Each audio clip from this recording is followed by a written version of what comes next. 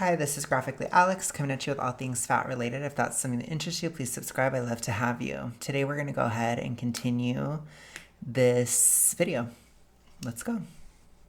Always had a problem with weight because, yeah. I just think back to like access and like how you were talking about how sometimes there are folks that are privileged and can access those kinds of things. But for me and how I grew up, I know that like we didn't always have a ride to the food pantry. And even if we did, the food pantry doesn't offer nutritious food a lot of the times. Also, not only transportation, there is that.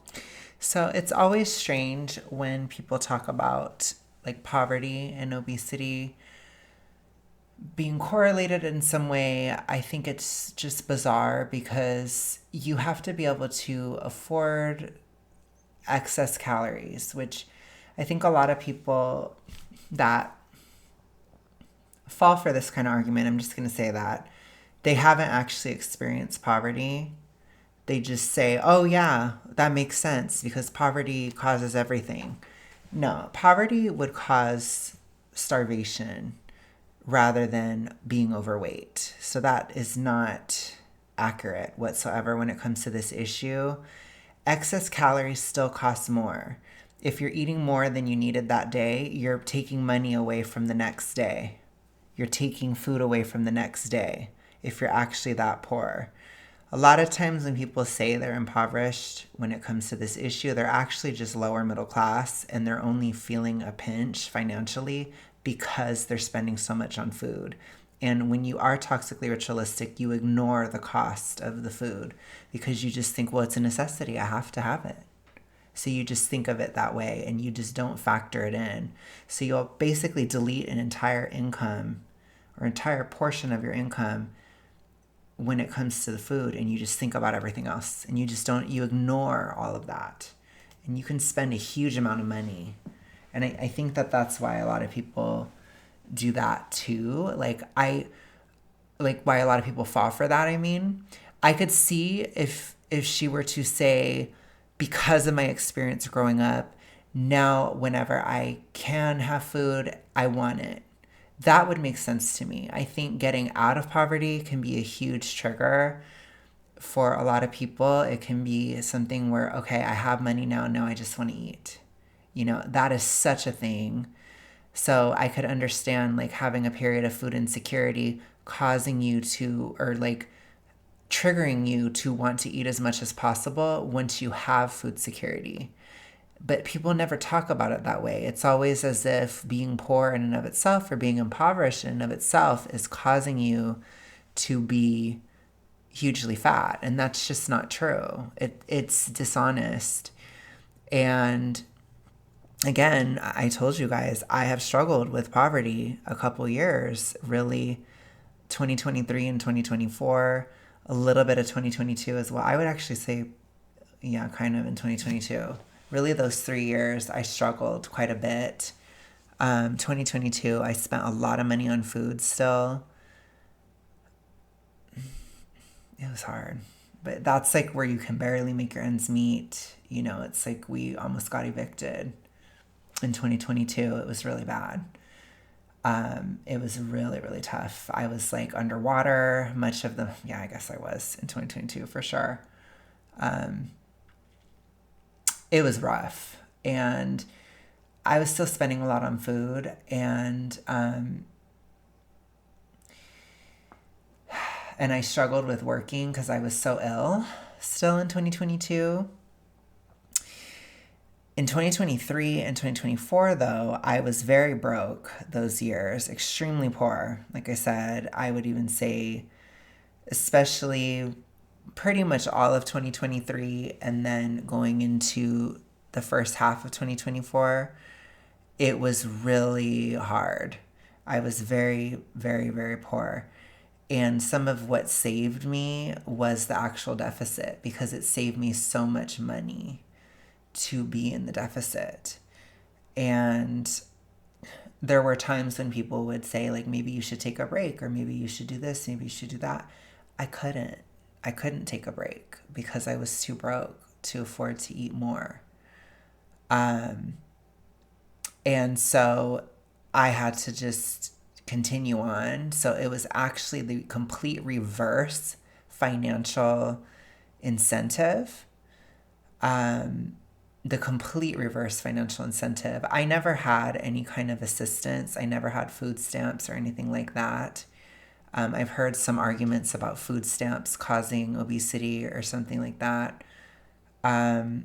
I didn't experience that. I never was on it.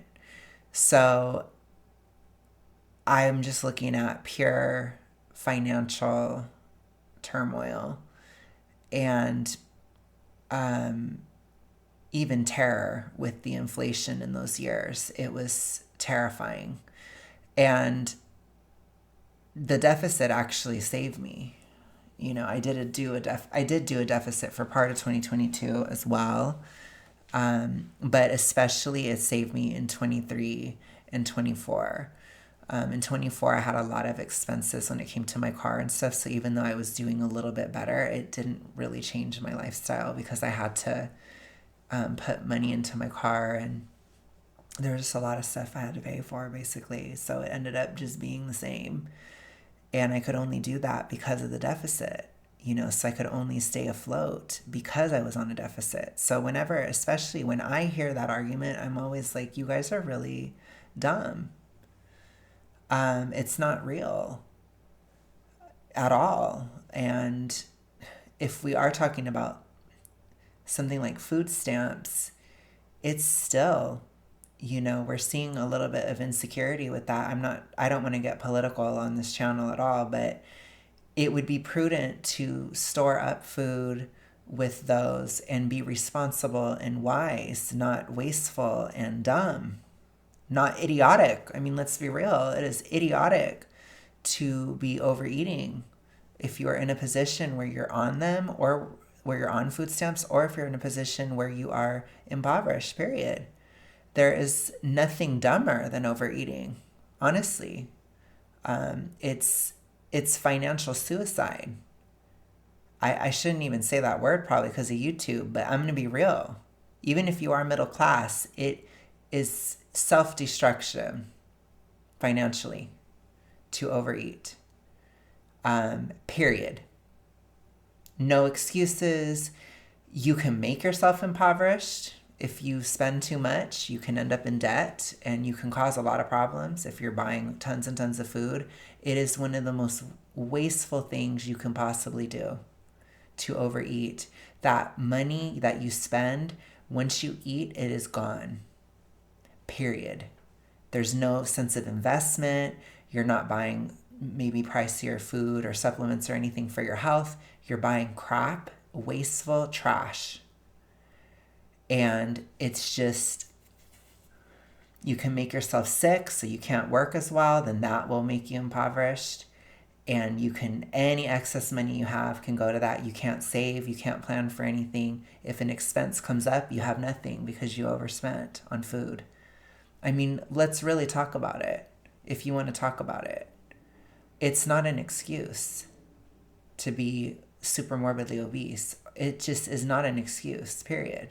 So when I hear that, I'm like, oh, you're somebody that is just, you're on a highway to hell if you're impoverished and you're overeating. That's what I see. And that's what I'm going to say. And I will always say it. It doesn't matter. There's no excuse. It's bad to overeat regardless, but you need to at least be able to afford it. If you can't afford it, oh, honey. Ooh, you are opening up a Pandora's box in your life that you don't even know. It is horrible. You're making a problem that's already horrible, like at least 3 times as bad. And you can create a spiral where then the financial stress becomes a toxic ritualistic trigger, and they feed into each other. It's similar to becoming hypothyroid with it. I mean, there are certain things where we can be super entrenched within the problem, and that is definitely one of the things. But again, nobody talks about it in that way. They don't talk about it as the financial stress is fueling the DIS order. The DIS order is fueling the financial stress. They're fueling each other. It's the same thing with hypothyroidism, with fatty liver, within the problem. We don't talk about that enough when it comes to this problem. It's not the poverty that caused it. It's typically the problem that caused the poverty most of the time. And people don't want to talk about that because it's not convenient, and it does put responsibility on the person, which again, our culture is very, very allergic to that. I don't know why. But you cannot separate accountability from this issue. You just can't. You just can't. As I will always say, you're not responsible for the trauma that happened that caused the problem, but you are responsible for staying in the problem and for not dealing with the trauma. It is what it is. Mental block. There's also physical blocks if you are differently abled and not able to make it to the gym or make it to the store. All of those things are really... If you're not able to move as much, then you don't have to eat as much either. I mean, we have to remember what we're talking about. If she was trying to talk about like vanity weight or something, if she's talking about getting muscle, looking good or whatever, then yes, maybe some of those disabilities, it will affect those things, although not completely, and it depends on the person. It totally depends.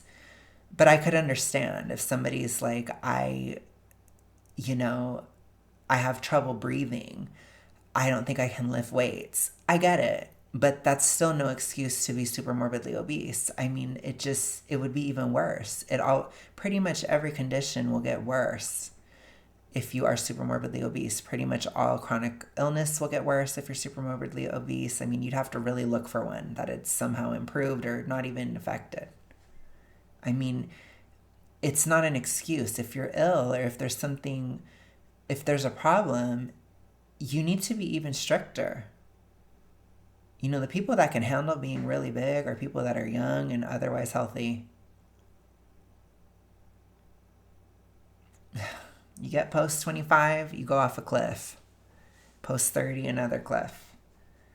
Post 40, another one. I mean, it just gets worse and worse and worse. And they can get pretty drastic. And so it's like you cannot just...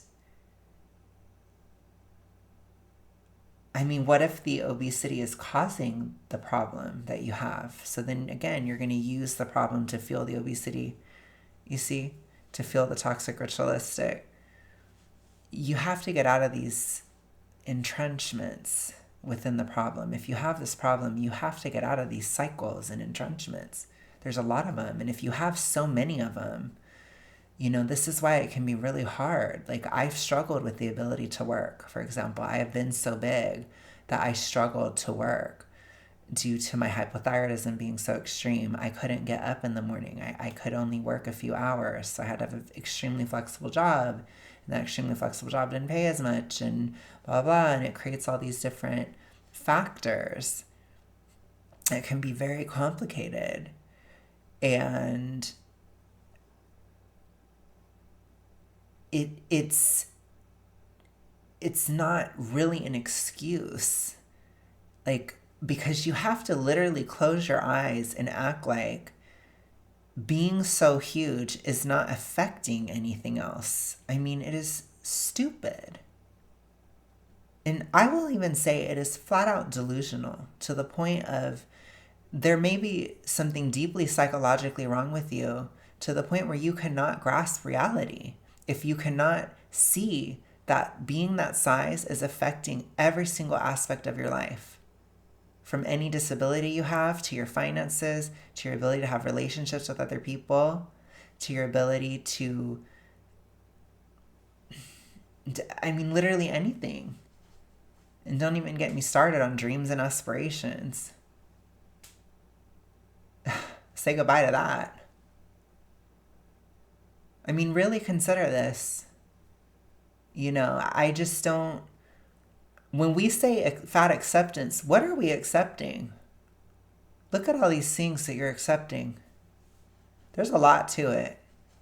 It's not a simple thing. And I do think it's funny. The idea of fat acceptance is acknowledging that it's a decision within the title. It's kind of funny. But anyways. Prevalent in the back of my mind because I've experienced a lot of those things.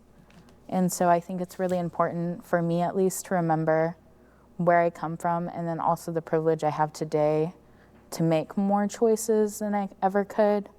I totally get the access because. Can you at least talk about how the prior experiences are connected to what you're doing today? I would appreciate more conversations about getting out of poverty. I gained weight getting out of poverty. That's a great topic. I think that needs to be talked about. That is so very real, extremely real. But nobody says that because you can't say that you're a victim. So people don't say it.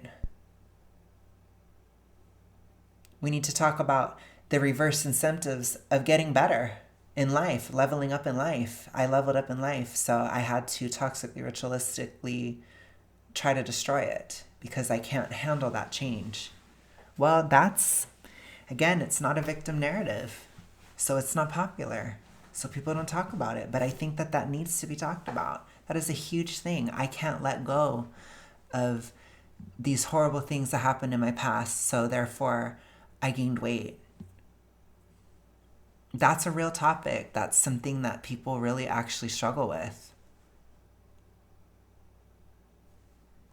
But again, it's like you're in a better situation.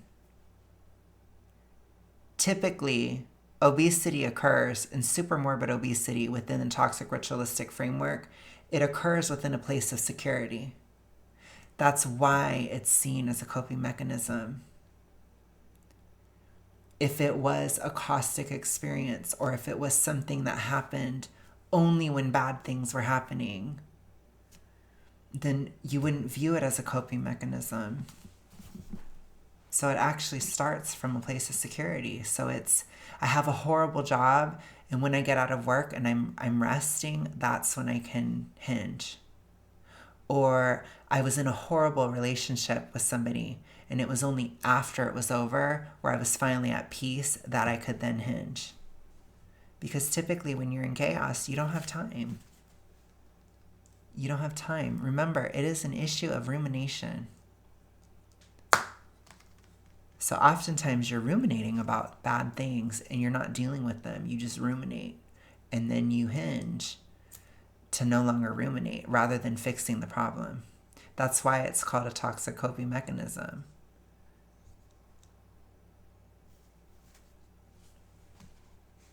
It seems like healthy food is the most expensive anytime you go to the grocery store. And so, I mean, I totally understand It's that. not. It's so much worse to buy takeout. It's so much worse to order delivery. It costs so much more money. I don't want to hear these arguments. It's really stupid. If we're looking at what people actually spend, someone like Amberlyn Reed, she has money. So she can order food 50 bajillion times a day. You have to have money to do that. You have to.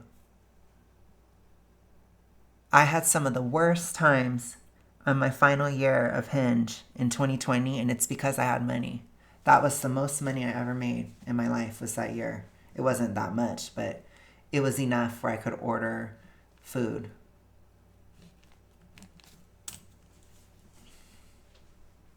I could go to Whole Foods and get whatever I wanted. And I did. You know.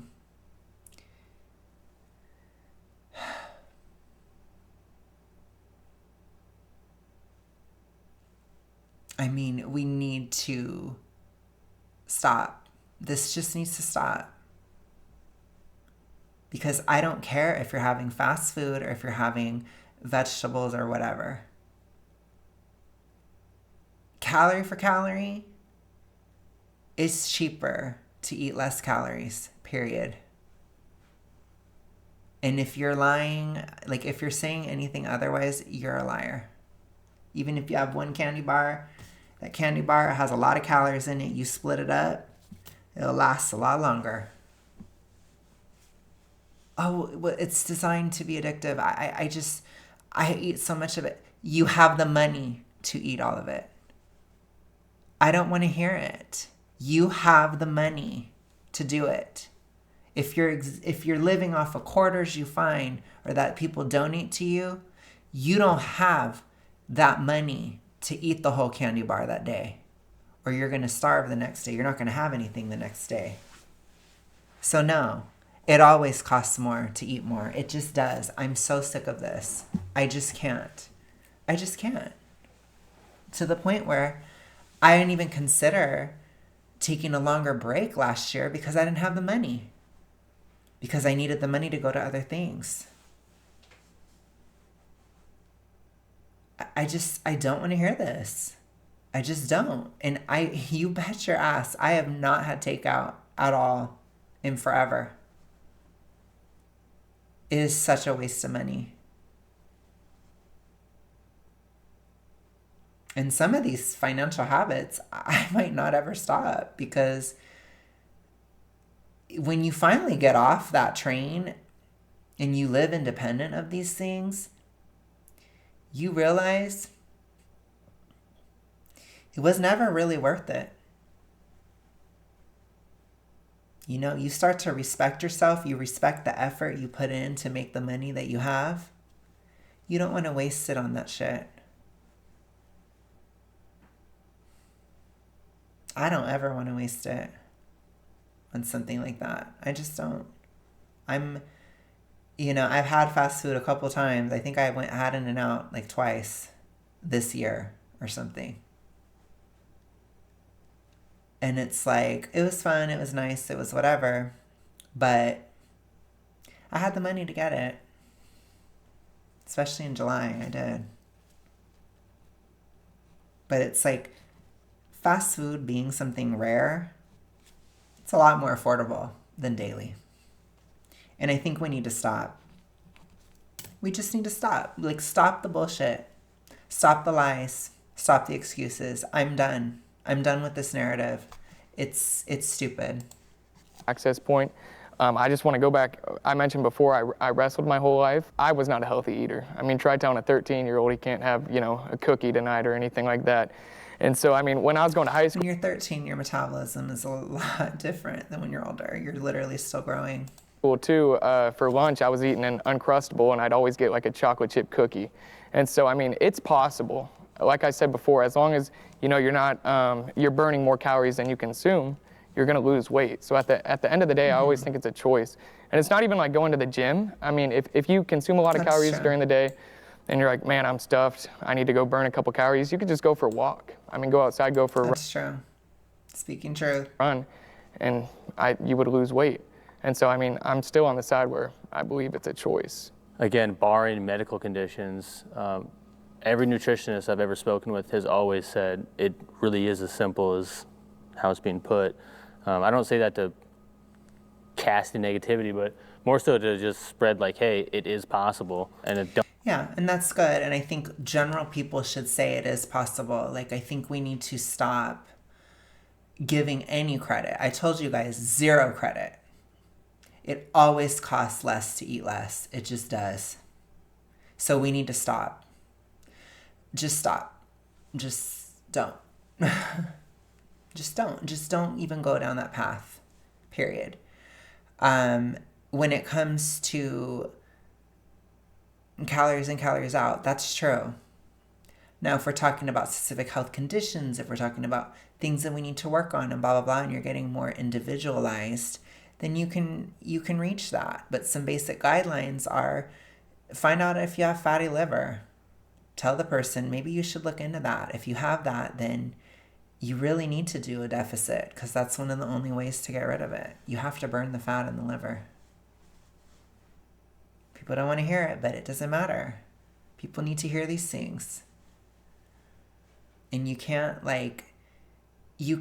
do a behavior that causes the problem, which hinging causes fatty liver. I need everybody to understand that. Hinging causes fatty liver. Period. period.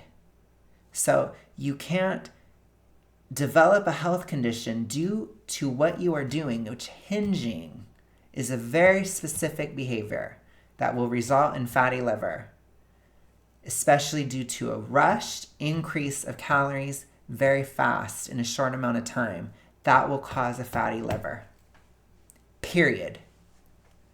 So you cannot use health problems that you caused by the behavior you are doing to then justify the behavior that you're doing. That is a cycle. That is a disorder. It is bullshit. You are feeding into the problem. You're feeding into the system.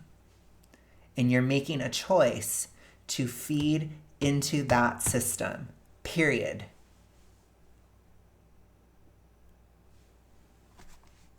Don't want to enable anybody's mind to think that it can't be done. More as a real positivity thing. Yes. Like you always tell absolutely people can it's do it. possible. If you are a general person, say it is possible. No, it's not. It is. It is possible. It isn't. It's not for me. No, yes, it is possible for everybody. It is. Where there's a will, there's a way. You can do it healthfully, steadily, slow and steady. They hate it when you say that. Just letting you know. But for anybody, my disagreeable girlies and boilies, say that. You'll get a high off of it. It's true. It helps the issue, and you can get a little disagreeable fix from saying it. And you can even do like light bitch tone, like I just did. No, it is possible. It is. I know you guys are there. I know you guys love it. It's a good thing. It can help. You know, it really can. So for my disagreeable girlies and boilies, please do. Because it's a very constructive thing to do. It's a very good thing to do. To tell somebody that yes, it is possible. Even though they don't want to hear it. And I'll accept that it's certainly harder for some folks, but possible. Kind of going back to some of the talk about children and stuff earlier, we've made a really conscious decision to make sure that Children is different. Children don't have as much agency as adults. It's just a fact. So I'm going to always reiterate that. our children are a lot more educated about food, and they understand right now, like, hey, what you're eating is not really healthy, and so they are making the conscious choice, and they understand that right now at their age their metabolism is allowing them to get away with the things that they're doing. We've also seen one of our children very much struggle with their own body acceptance a lot and have a hard time with that, with a lot of bullying and issues and stuff. And so watching them go through that, and we've helped educate them, and they've helped improve themselves in ways that they wanted to. I feel a lot more empowered now with everything I have access to. Speaking to what you said about knowledge earlier, I was a kid I was born in '85, so a lot of the stuff coming out back then was new. A lot of these packaged foods were just coming out with a lot of the newest, fanciest oils and all the other nonsense that they have in them now. And so I feel like as a parent now, we do have that choice a lot more to actually educate ourselves if we want to. But the problem is there's not. I think too, oh wow, that was really good timing. I think too, it's important that this topic of the toxic ritualistic also comes up and is more well known about and more easy to fight in the future too. Because I don't blame people for not knowing this stuff, especially with the context of the 90s and 2000s and this type of stuff where it was all focused on the reductive side. I understand that, but we're in 2025 now, and we need to bring massive attention to this side of the issue because it is a huge part of it. And again, it's become so ubiquitous that people believe things that don't even have it. People believe tenets of it that don't even have the problem because they're so often repeated.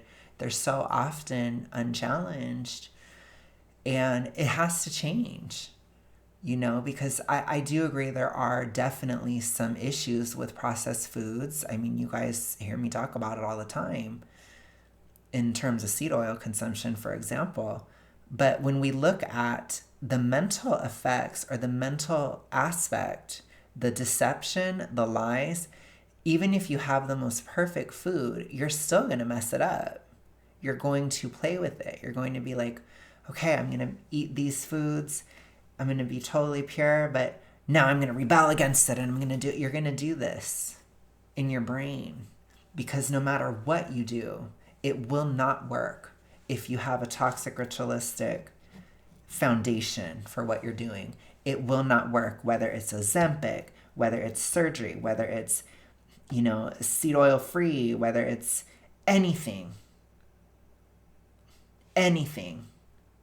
you do, it will not work if you're coming at it from a toxic ritualistic place. It won't. You will take things too far. You will use it to fuel your problem. It will take over whatever you're trying to do. So I always tell you guys that if you have this problem, it will undermine what you choose to try to do to fix the problem. It will always undermine it. You will fudge it. I've seen people that have this problem. It's like they have anemia and they just refuse to take iron pills. They just refuse. Iron deficient anemia. I refuse to take the iron. Oh, it's just too much effort. Oh, it's too much. Because you will literally do these things, even something like that. Well, I want to rebel. You know how I don't like taking it either. I don't like it. I told you. It bloated me a bit. I don't like having to time my meals. I don't like having to take it first thing in the morning. It pisses me off. It does. It irritates me. I don't like it. But I don't like being a diet culture vampire even more.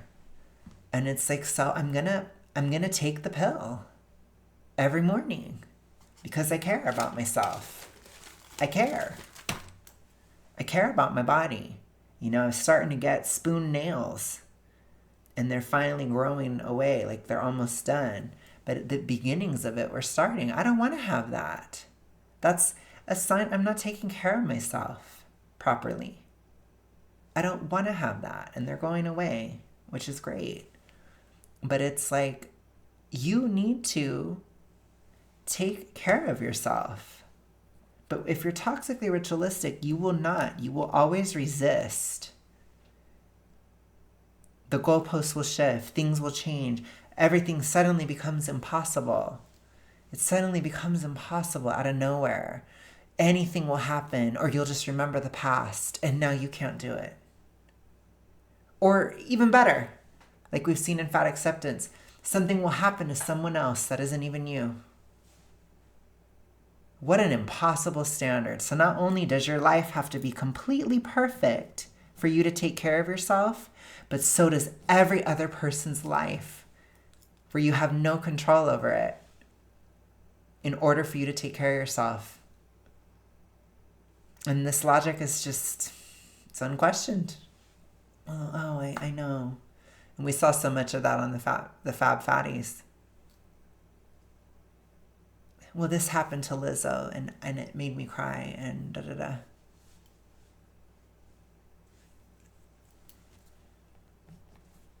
It's an impossible standard. It is not realistic. It is not reality. And it needs to be challenged. It does. It just does. But if you have that foundation, no matter what you do, it will not work. Because by design, it will not work.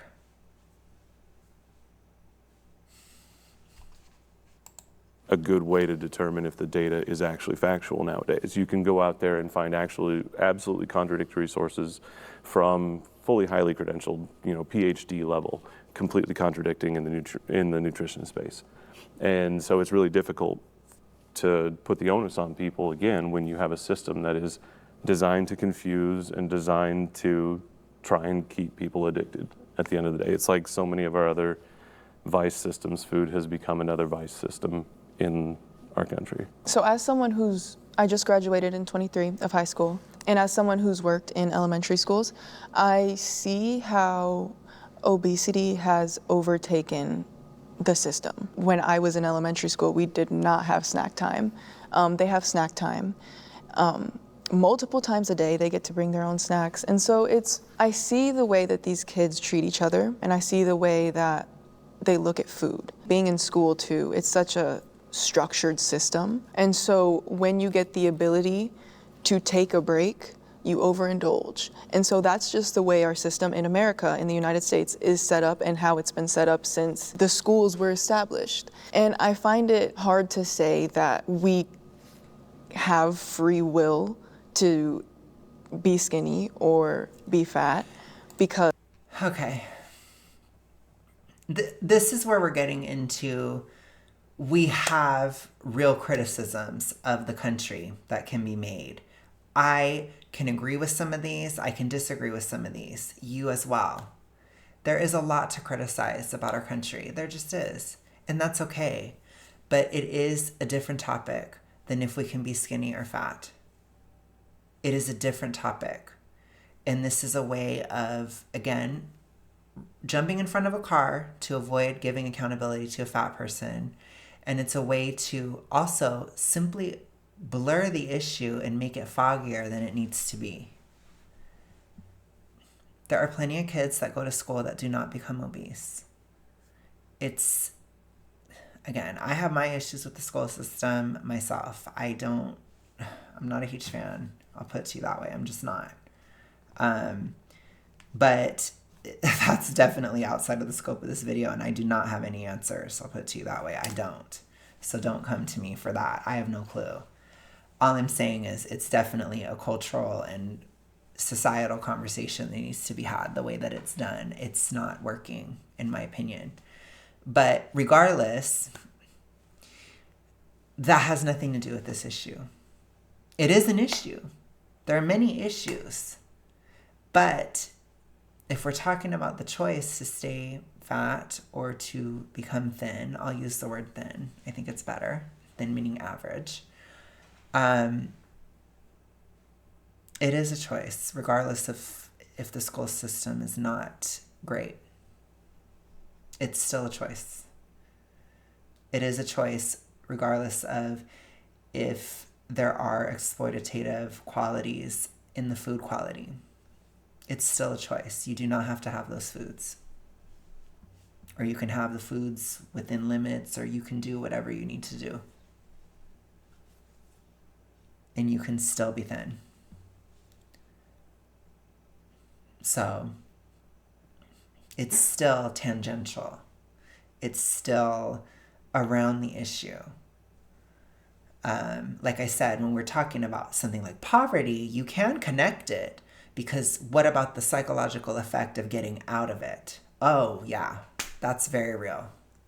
But we never hear that, because once again, it's something good happened to you. So obviously it can't cause you to be fat because something good happened.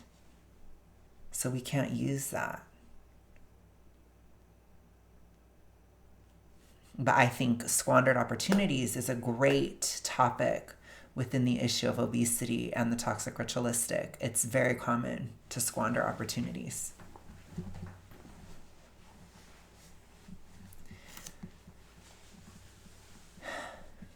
It happens all the time.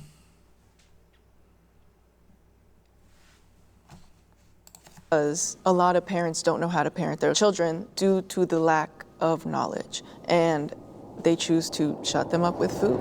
Fitness can be... I agree with that too. I absolutely agree. So I agree with her there. That is definitely an issue that's connected. But again, that's different. We're talking about parenting and stuff. It's a little bit different of a topic, but it does matter within the context of this issue, absolutely. But again, yeah. Anyways, I just had to say that. Become an unhealthy obsession. I think it can, obviously. I would step forward for this. I think, again, I've become the diet culture vampire. And meaning like, there are probably some deficiencies going on. The most common one, I think, is iron in a lot of people that are doing this stuff. And it has to be acknowledged. Breaks have to be taken. You can't just blast through everything. So I think when people do that, it can be really bad. I'm also not a fan of a lot of these performance enhancing drugs and things like that. I'm not a fan of that. I don't think it's healthy at all. I'm sorry if that disappointed anybody, but I don't think it's healthy, and I support health on this channel first. So I do think that fitness, in the sense of like an aesthetic, can definitely become an unhealthy obsession. Absolutely. I think it's even glamorized sometimes to be unhealthfully obsessed with how you look. But if we're talking about just being healthy in general, well, they said fitness. So I see that more as like an aesthetic thing. That's how I'm interpreting it. As always, we'll have the people that agree come up now.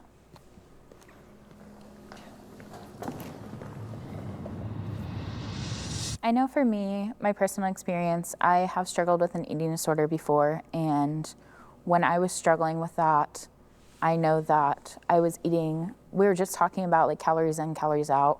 I know I was eating less calories than I was exercising out. So I would eat like 300 calories and then I would burn off 400. And so exercise was a really unhealthy obsession for me at that time.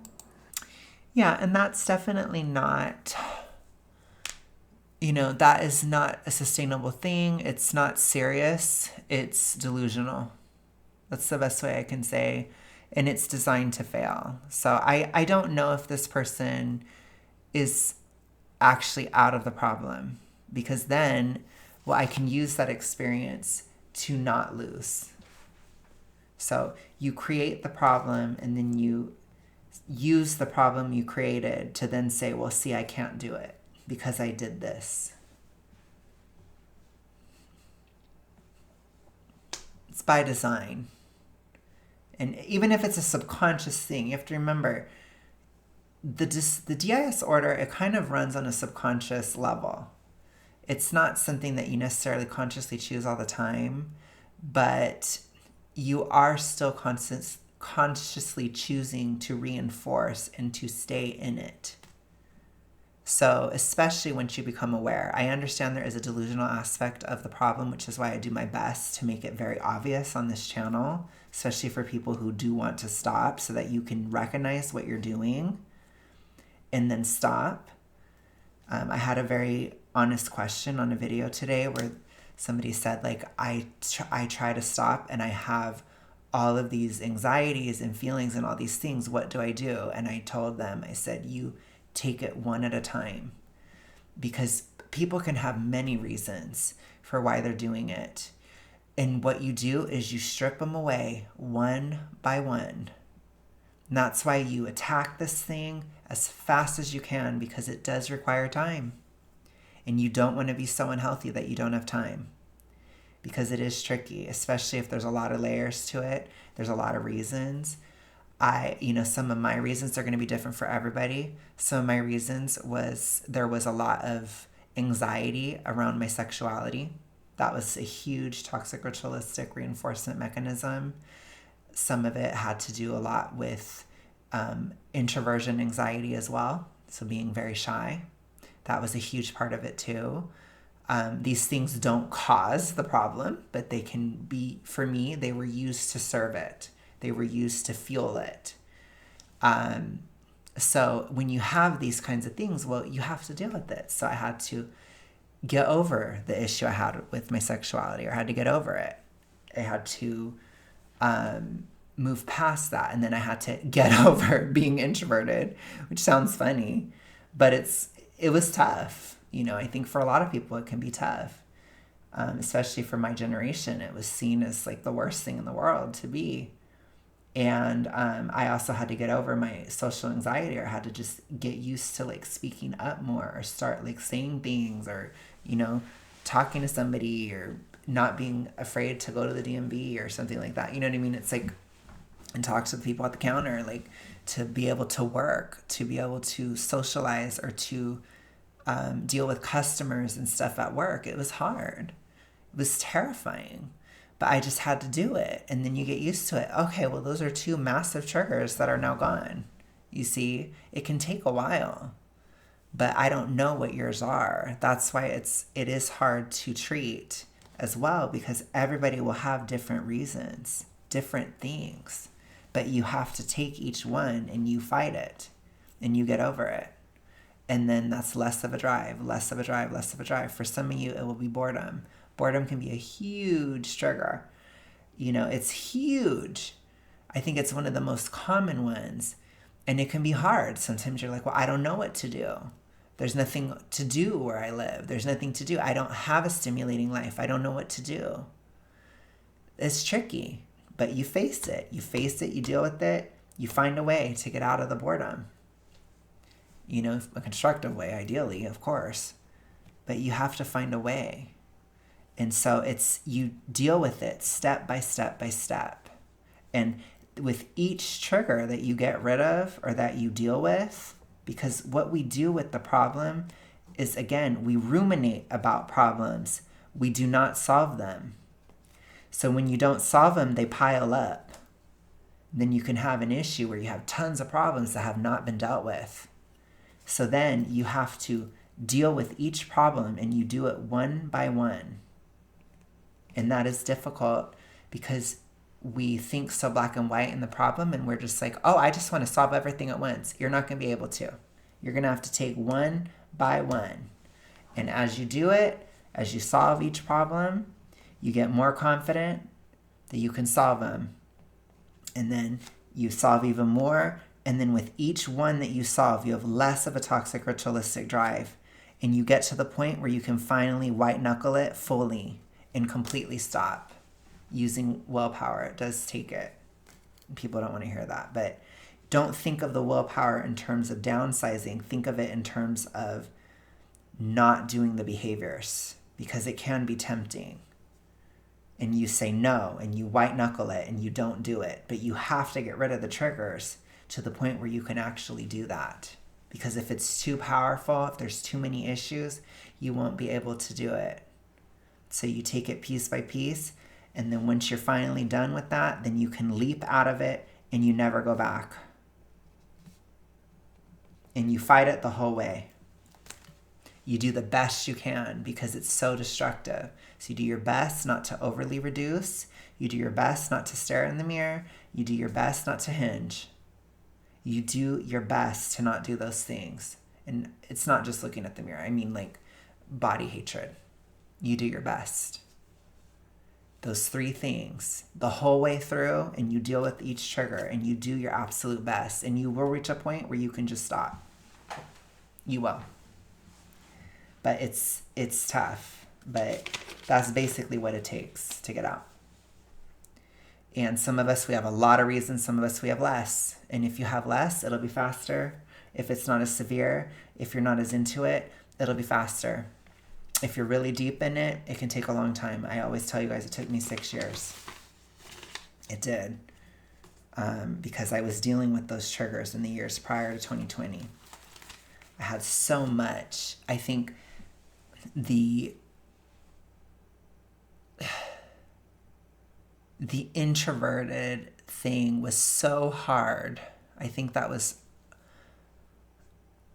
it was almost harder than the sexuality issue. For me anyways. And I think the sexuality issue, it was so torturous and horrible. And then I just got over it. And then I was over it. And then it was just over. And then I just didn't give a fuck about it anymore. And the introvert thing, though, it was like, gosh, it's like mowing a fucking lawn.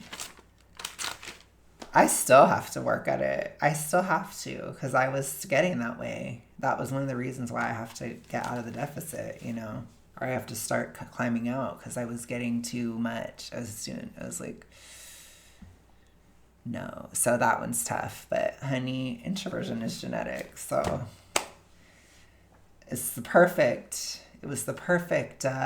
reinforcement mechanism for me, because I was born introverted. And and that's something so foundational, and it is provably genetic.